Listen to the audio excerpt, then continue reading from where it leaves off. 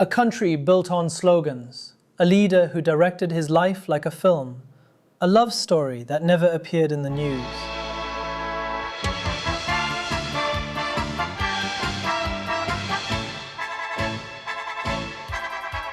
Kim Jong-il's private life reads like a dark soap opera etched in propaganda. Behind the towering portraits of the dear leader lay a harem of arranged brides, secret mistresses, and ill-fated offspring. A hall of mirrors of loyalty, lust, and loneliness.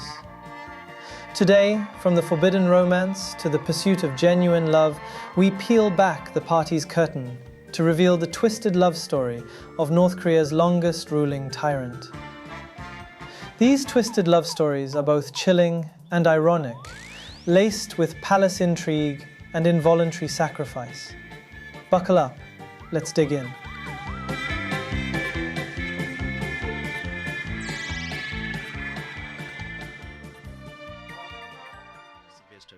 President Kim Il-sung said warmly, "Work in our country is successful now and will be successful in the future too, because Comrade Kim Jong-il continues with a revolutionary course excellently."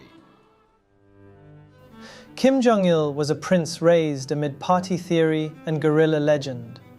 His father, the Red Sun, Kim Il-sung, built a personality cult and expected absolute filial devotion. From the start, young Kim understood that personal desire took a back seat to duty. At barely 20, he was handed a bride, handpicked by Kim Il-sung. Hong Il-chon, daughter of a veteran revolutionary, was destined to become Kim Jong-il's first wife.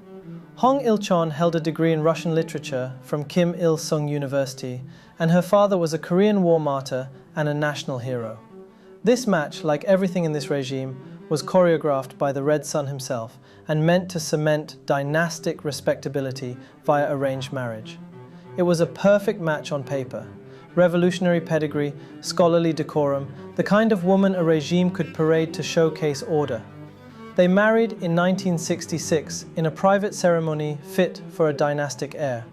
Hong Il-chon was older than Kim by 3 years, a steel-hearted woman of the revolution, rumored to embody the old, iron-type soldier. But the young groom did not take it for granted. Outside, he cultivated an image of the politely obedient son and dutiful communist. However, behind closed doors, he chafed at the arrangement, disliking her stern demeanor. He was plotting quietly.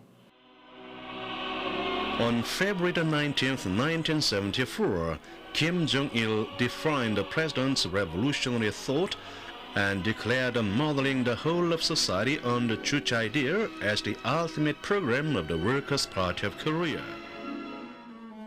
When the young prince resisted the arranged relationship, his father responded with violence and orders: be obedient or disappear. So Kim Jong-il learned to play his part, meek and silent when the supreme leader was near, cunning and calculating when no one was watching. It was a rebellion of a different sort. The heir to the Juche throne had learned one unspoken rule early in life: never outshine your father, not even in the bedroom. He dressed in narrow-shouldered suits and wore padded shoes to make himself appear smaller. He needed to look like the obedient lamb, never the lurking wolf. He was the obedient heir, ever attentive when meeting his dear father, but away from watchful eyes, he would disappear into the night on roaring motorbikes, throwing clandestine parties and chasing girlfriends across Pyongyang's shadowy streets. Soon, Hong Il-chon found herself in a strange kind of palace. She wasn't so much a wife as a figurine behind glass. Kim would vanish for days or weeks, leave no note, say no kind word. He gave her commands about diet and exercise like she was livestock, not a partner. Her family could only watch in silent pain. Even after she gave birth to a daughter named Kim Hae-kyung, he stayed cold. Hong's family, mystified by his cruelty, could only bow their heads in silent anguish. Their marriage was not built on love. It was a stage play directed by Kim Il-sung, with 2 unwilling actors reciting lines they never believed. Within 3 years in 1969, their marriage had collapsed and they divorced. The people expressed their gratitude to Kim Jong-il for taking fatherly care of their life.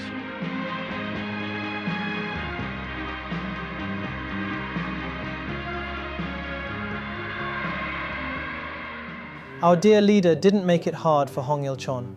Hong went on to build a career in her own right, likely benefiting from her no-love relationship with her ex-partner. From 1977 to 1991, she served in the Supreme People's Assembly, North Korea's rubber-stamped legislature. In 1991, she became principal of Kim Yong-jik University of Education in Pyongyang and remained there until retiring in 2012. She was a companion only by mandate, not by heart. So how could a woman win the dear leader's heart? Well, you can marry our dear leader by giving him a son or 2 sons. In Kim's world, it was deadly serious. Having his child was more binding than any wedding certificate. But keep in mind, any woman can only hold the young leader's heart for a maximum of 3 years. Our dear leader was a playboy.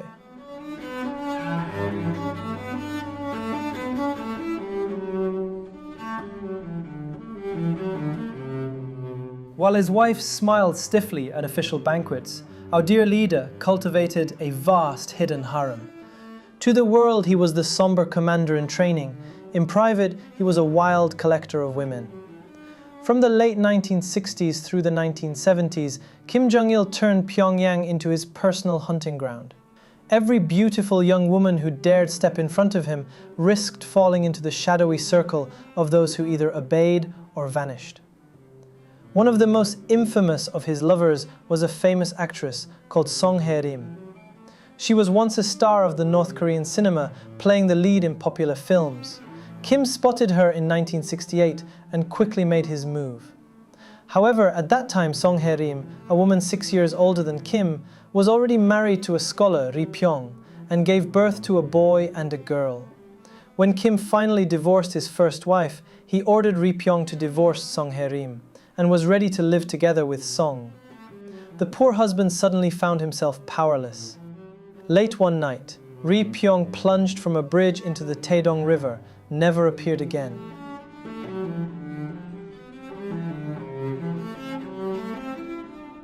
However, Kim Jong-il could not formalize the relationship.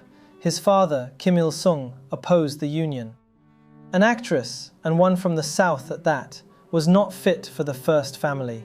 She had been married, she had children, she was older than he was, she had too many connections, she was not the first lady type of girl the regime demanded. So instead of marriage, Song Hye-rim was hidden. Song was transferred to a secluded mansion.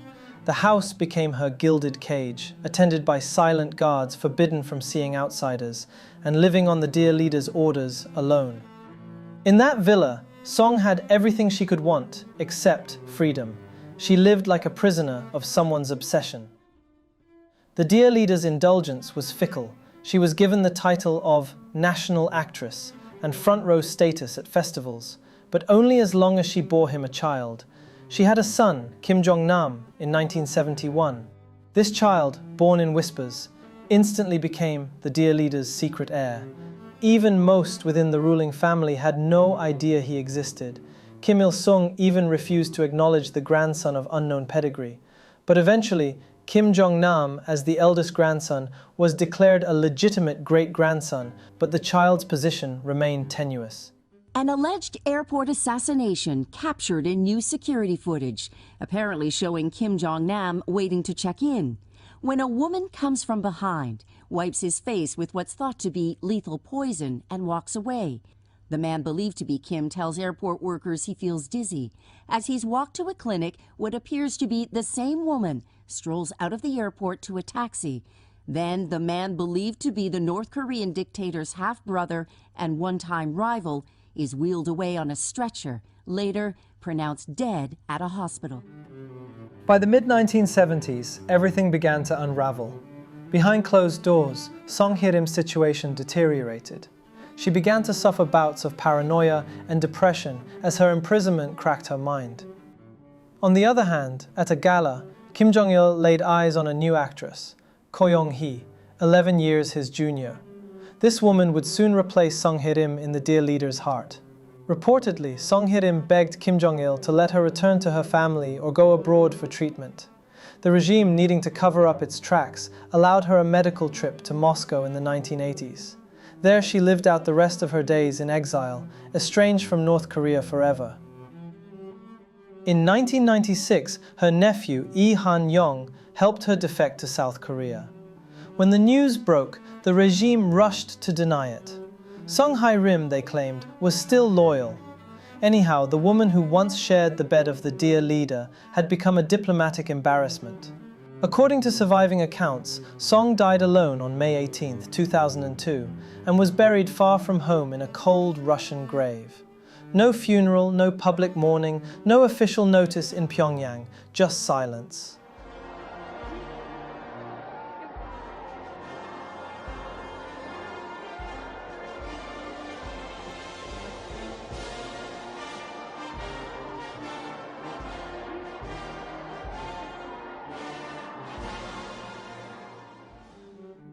The dear leader's dark appetite was far from limited to one actress. North Korean defectors and foreign intelligence reports claimed there were dozens, perhaps hundreds, of women ensnared by his whims. One telling detail surfaced in reports.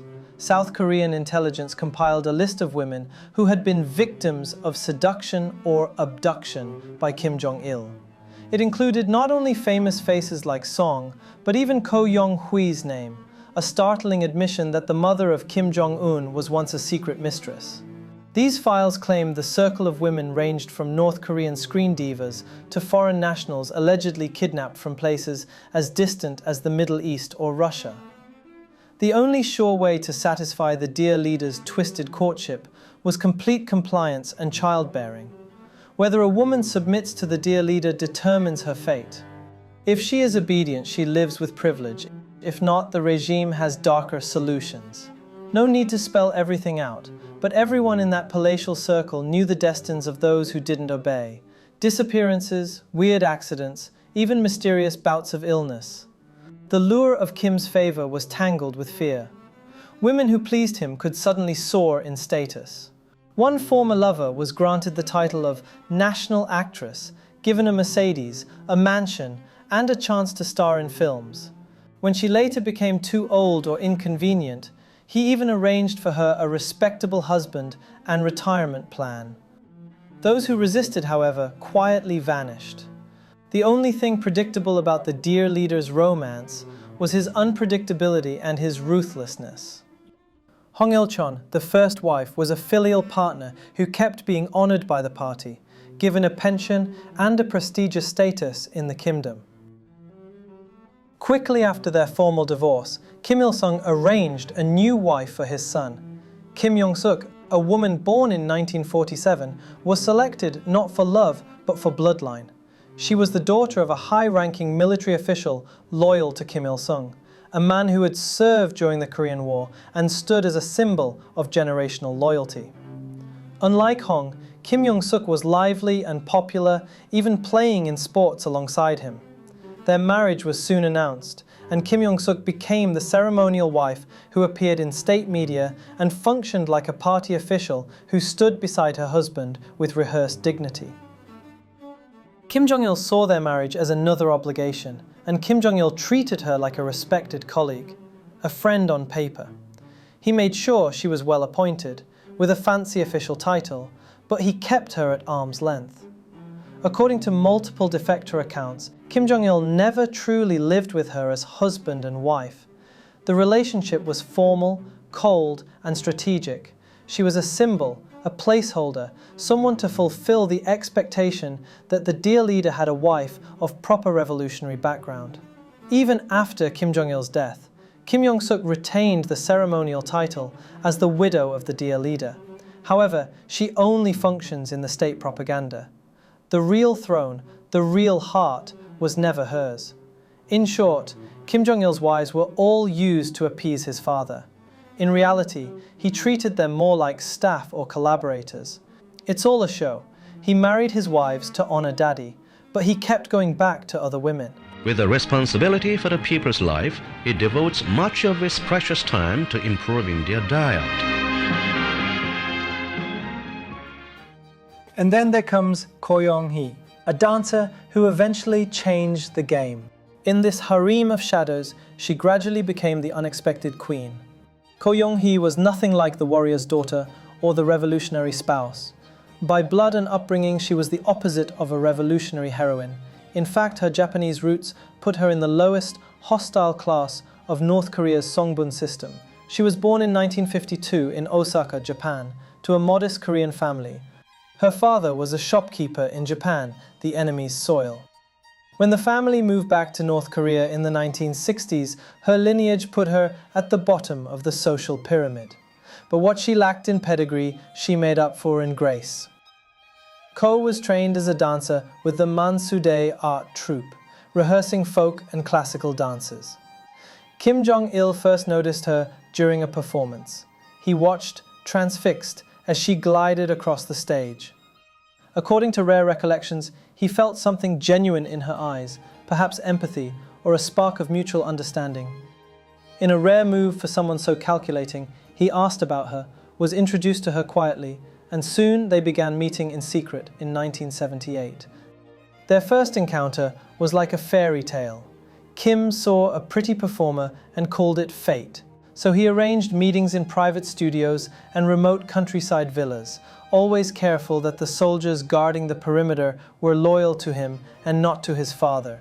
When Ko became his lover, their world shrank down to whispered conversations and shared gardens under twilight. To outside eyes, she was just another prop, another figure always by his side but never spoken of. Yet Ko was unlike any of his previous mistresses. For a start, she was kind in a way none of them were allowed to be. Under the threat of her lover's unpredictable rage, Ko Young-hui remained gentle and comforting. Even when Kim's mood swung violently, she never struck back. Instead, she learned the art of survival in a house of madness. 시련도 용광으로 생각하며 보내온 30년 세월을 돌아보면서 인생에서 가장 고귀하고 힘 있는 것이 무엇인가 생각해 봤습니다. One telling anecdote from that era. Kinji Fujimoto, Kim Jong-il's personal chef, later wrote about one moment when Kim Jong-il grew enraged at a guest and picked up a large ashtray to swing at him. Ko rushed between them, shouting and begging the dear leader to stop. In a flash, she put herself in harm's way, snatching the ashtray mid-air. The attacker was stunned, and the moment passed. When the dear leader realized what Ko had done, he was taken aback. They say he later cried when thinking of her bravery. This incident was so emblematic that the First Lady dove for that ashtray like a movie stunt, and our dear leader just burst into tears. It was a rare glimpse of the human heart beating behind the iron fist.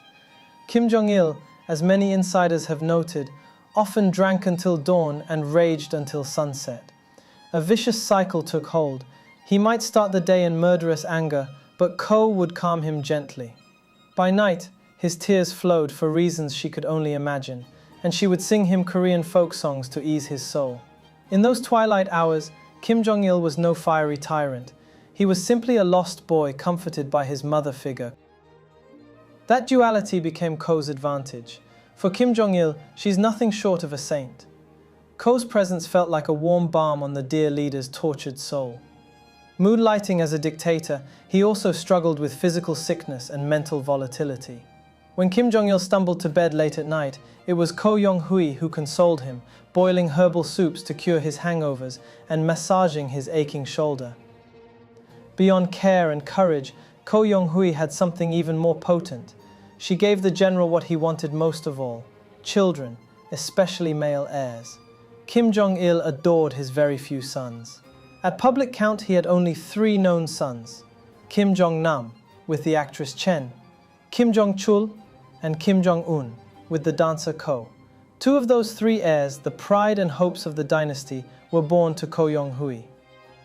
The timeline is still murky, but according to records, her first child with Kim was born in the early 1980s. Shortly after, in 1984, she bore a second son, Kim Jong-un. In the twist of fate, Ko's womb produced the most coveted treasure in North Korea. For the first time, newly minted 4-star General Kim Jong-un joined his frail-looking father at a major public event. Now, Kim Jong-un's name and face weren't even publicly known in North Korea up until very recently. Now suddenly he's center stage of what's being called the largest military parade in North Korean history. Why can't any other woman bear children with the dear leader? Maybe it's not a medical issue that royal doctors couldn't solve. It's more likely a security question. Maybe if other women got pregnant, they could easily disappear mysteriously. Ko, it seemed, was something extraordinary as the dear leader's personally anointed womb. Mothering those children was Ko's masterstroke. She knew that in this kingdom of dragons, only bloodlines mattered. As their boys grew, she became the architect of their futures. Remember, Kim Jong-un was a sickly child, kept away from prying eyes, yet Ko devoted herself to raising him. According to insiders, her lessons were not mere nursery rhymes. She taught the young prince how to think ruthlessly. She taught him things no kind mother should ever teach a son. She taught him how to win at power. The regime somehow passed along the notion that Ko helped the young Jong-un hone an instinct for survival in an extraordinary household. As Ko's sons grew, her own stature grew invisibly. She still had no official title. The state press never mentioned her for decades. She was a shadow queen, but behind the scenes, her influence spread. Her family, once deemed low class, suddenly found arms open in the higher ranks. Relatives of Ko Yong-hui were given plum positions in the government. Her brother, Ko Yong-hui, became a security official. Her sister and brother-in-law went to Switzerland and became Kim Jong-un's secretive handlers. The dear leader was creating an empire of in-laws. However, in the royal palace, this was treasonous. The consorts' families often became threats, yet Kim tolerated it. Perhaps he trusted Ko above all. In Kim's political playbook, if he treated her like a regular person, the public would suspect nothing. He let Ko roam Pyongyang unchaperoned, posing as his confidential assistant or being quietly seated by his side. News cameras simply ignored her. Even when they dined at important banquets, press photos would cut off just below her hairline. It was as if she had a cloaking device. The dear leader was perfectly happy to keep it that way. One host gleefully described Ko as Kim's personal harem fortress. No one dared intrude on her space without his invitation. Despite the quiet power she wielded, Ko Yong-hui continued to play the part of demure consort. She accompanied Kim to diplomatic dinners, always trailing behind with a polite smile, drinking tea with other high wives. To foreign eyes, she was a mystery. Who was this elegant woman who always walked a bit behind? Some diplomats in those years remember asking around and being given vague answers. North Korea simply did not introduce him with a named partner. She never held the title of wife in any official sense, just a quiet presence in the court.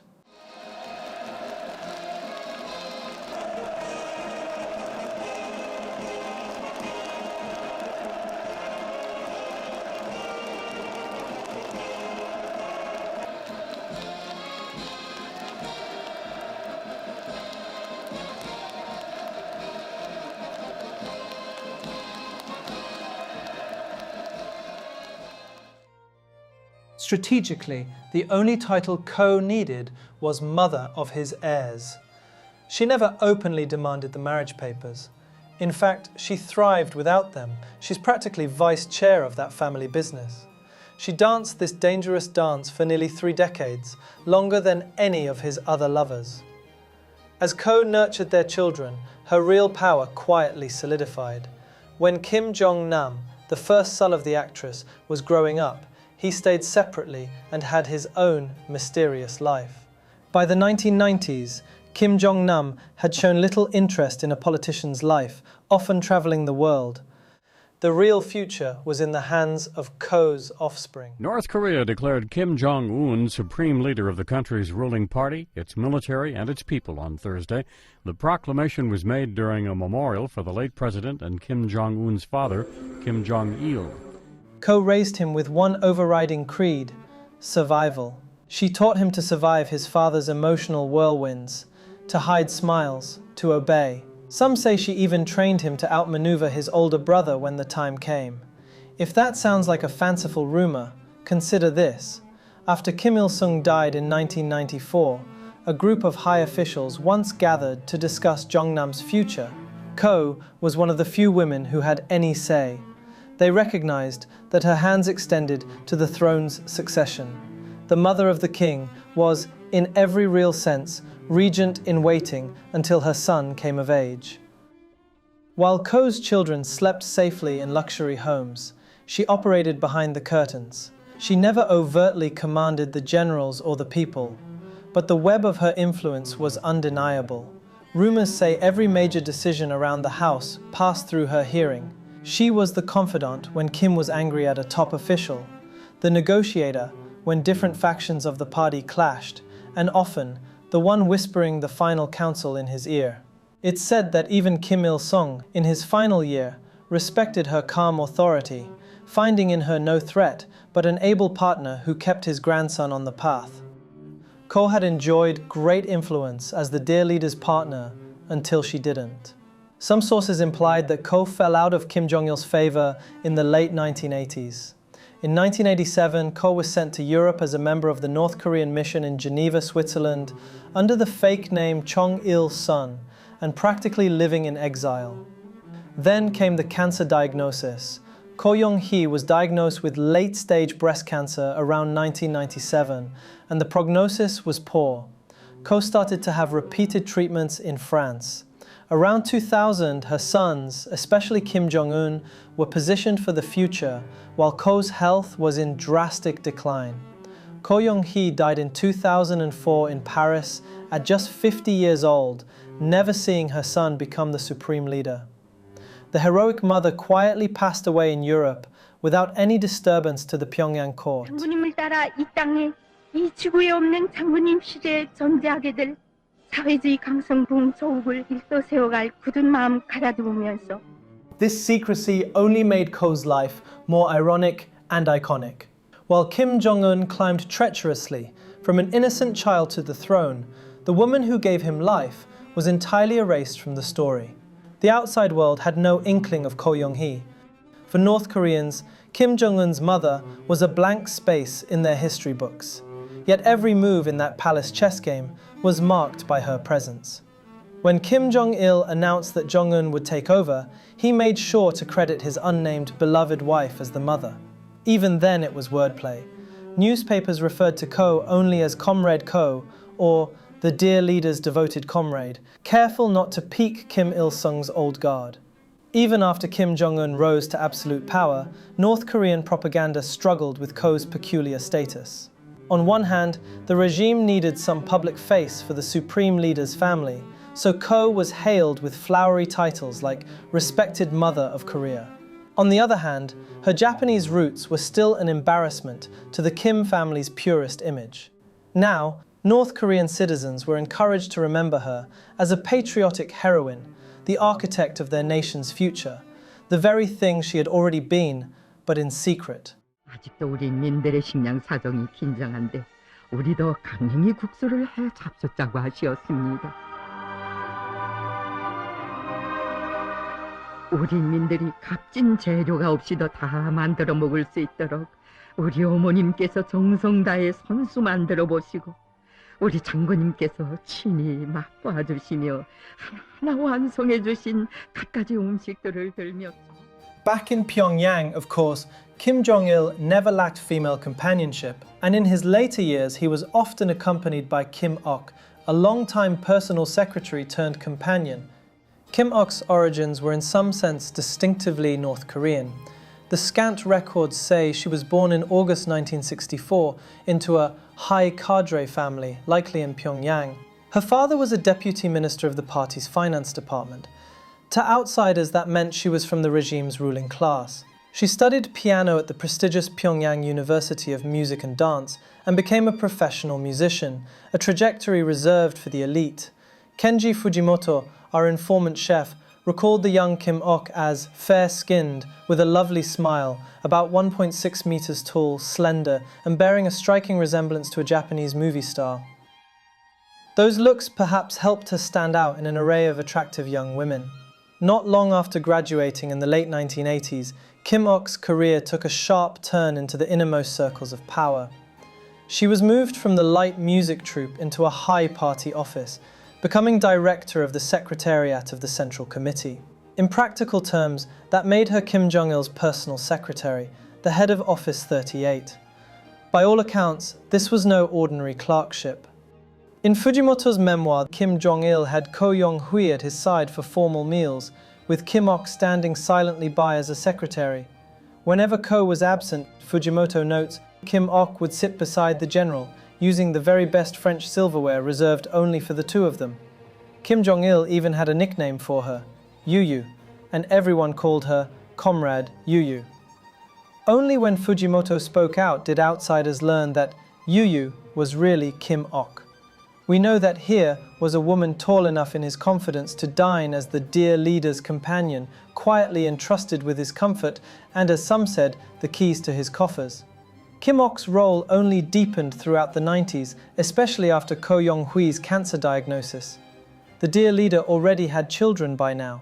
With Kim Jong-un as the designated heir, Kim Ok was out of the succession game but mostly a lovely companion. In the final months before her death, Ko is said to have entrusted her young children to Kim Ok's care. The state propaganda never named this arrangement, but insiders described Kim Ok and Ko as almost like sisters in the Kim's court. In late 2004, Kim Ok had finally emerged from the shadows as Ko passed away and the dear leader moved her into his inner quarters. From that point onward, she was his stable partner behind closed doors. In practice, Kim Ok had watched over the heir Kim Jong-un and his siblings as the patriarch aged, a delicate, almost guardian role in the dear leader's household. Then, Western observers refer to her as the dear leader's secret fourth wife. And during a 2006 trip to China, Chinese officials treated her as Kim's formal wife. Though no official title or public office, she basically acted as Kim Jong-il's lover, manager, and hostess behind the scenes.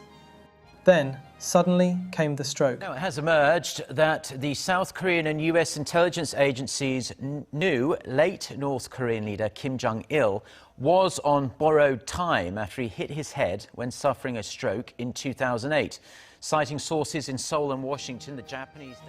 In the summer of 2008, Kim Jong-il suffered a near-fatal cerebral hemorrhage. The backstage power players finally surged to the front. During his long recovery, it was Kim Ok, alongside the most powerful Jang Song-taek, who quietly managed state affairs. When the great leader collapsed, these cadres fielded foreign envoys and domestic crises. In retrospect, it seems that Kim Ok had assumed much of the dear leader's workload even before any formal succession plan was announced. Kim Ok and the dear leader were somehow married by early 2009. Back then, she was in her mid-40s, so almost immediately, a child was rumoured. Reports in state media hinted that she had given him a son. If true, that boy could technically be Kim Jong-il's heir by blood, in an already crowded family. In any event, Kim Ok's public profile briefly rose. In the following years, she took on the role of unofficial First Lady, appearing at Kim Jong-il's side at official events, and even travelling abroad with him. Chinese sources note her accompanying him on a state visit, sometimes introduced as a high-ranking party official, or simply Mrs. Kim Jong-il on the plane manifest. By 2011, she was appearing in official photos. In 2012, she was reported to have flown through Beijing to Berlin for orthopedic care. She reportedly travelled in a Mercedes, accompanied by a diplomatic aide, to receive treatment for her back and hips. Maybe she was ill. Maybe she invented reasons to leave. The last image of her was taken at an amusement park ceremony on July 29, 2012, and shows her wedged between two generals on the dais. That turned out to be the last time she surfaced in North Korean media. After the public disappearance, Kim Ok, her life and status, became a mystery. Several theories swirled among defectors and analysts. The harshest says she was purged, as Kim Jong-un was formally announced to be the next ruler in September 2010. What supports this rumor is that in mid-2013, her family was hit hard. Her brother, a deputy university president, lost his tenure. And soon after, her father, yes, that deputy minister of finance, vanished from official circles and was reportedly sent to a prison camp and executed in 2014. To hear dissidents tell it, perhaps having given the dying dear leader a son finally spooked the new supreme leader. Kim Jong-un likely felt he had too many rivals for his throne, even a new baby one. Or perhaps Kim Ok-'s brother had misbehaved and she had to cover for him by vanishing in the public eye. Anyway, when the young general came to power, the old lovers and cadres became vulnerable. By 2014, it was certain that Kim Ok-'s patrons had fallen from the ranks, and she had effectively lost the protection from her old networks. Or perhaps Kim Jong-un decided to give his aunt a peaceful retirement. After 2008, rumors go that Kim Ok may have been quietly grappling with illness at just the time Kim Jong-un was starting to take charge. She might have escaped to Europe, living a normal life under an alias. Kim Ok may end up in a sanatorium rather than a gulag. Finally, it comes to a kinder probability. North Korea's etiquette for the departed spouse of a leader is to fade them out. Just in the way that after Kim Il-sung died, his second wife, Kim Song-ae, was allowed to vanish from public life without a public trial or show of force. By 2012, some reporters noted Kim Jong-un owed her a personal debt of gratitude since she had cared for him after his own mother died, and out of respect he didn't have her killed, just quietly retired her from view and kept her life in North Korea. In that telling, she lives on in a guarded mansion somewhere, forbidden from the world's eye, the final living link to a bygone era of power sharing in the Kim family. There is no proof for any of these versions. What is certain is that Kim Ok never sought the limelight. Even Fujimoto's memoir paints her as utterly loyal and unassuming. She was a simple and faithful person, he wrote, with no ambition or lust for power. Always she would answer first to the dear leader's questions, quietly following him like a shadow. It was precisely this self-effacing nature and her skill at coexisting with a tempest like Ko Yong-hui as a kind of sister that may have kept her alive in a court where others were devoured. But that same modesty may also be why history has almost no information on her. No holiday bears her name, no statue stands in her honor. She has become one of the regime's loose threads. I'm so lonely, so lonely, so lonely and sadly alone. In the love life of the dear leader, Ko Yong-hui is remembered in the myths as the respected mother. Lesser lovers live on as gossip and rumor. Kim Ok is simply gone, like a forgettable footnote. In Pyongyang, love was never just love. It was a census of bloodlines, an audit of loyalty, a contest measured in sons. Kim Jong-il treated romance like a ministry. There was procurement, there was quality control, and there was disposal. The world called it a love life. The palace called it succession planning. The official wives, Hong Il-chon and Kim Young-sook, were used for state propaganda. Kim Jong-il didn't have much of a say, but had to accept these arranged marriages with women who had revolutionary pedigrees. Both women were actresses who only had propaganda value. The sons, Jong-nam, Jong-chol and Jong-un, all came from mistresses. The dear leader once loved these charming ladies who brought glamour and secrecy into his house. They should just settle, but the patriarch said no. These forbidden romances could never appear in the sunlight. Even the heirs must grow up under lies and secrecy. Only when the boy succeeds to the throne, the heroic mother finally walks out of the shadow. In the court, the only way to survive is to win the war of succession by growing your little boy into another brutal leader. The lesson is simple and ugly. In a dynastic state, love is never private. It is a public utility. It lights the stage, powers the parades, and then shuts off when the show is over. Bearing a son can lift a woman to the ceiling. Failing to do so can drop her through the floor. Affection is rationed, loyalty is mined, memory is edited. When the palace announces a new beginning, the old cast then becomes trivia. In some, This saga shows that for a tyrannical Kim, love is just another instrument of power. Marriages were diplomacy, and affairs were political theatre. Women in Kim's orbit existed to polish his image, produce his heirs, or indulge his whims. Their own hopes and happiness were irrelevant. The fates of these consorts speak volumes. Some were sidelined, some were in exile, and some went crazy. It's a cautionary tale about the peril of seeking affection or security in the court of a dictator. The only relationship that ever truly mattered to him was his lifelong romance with power.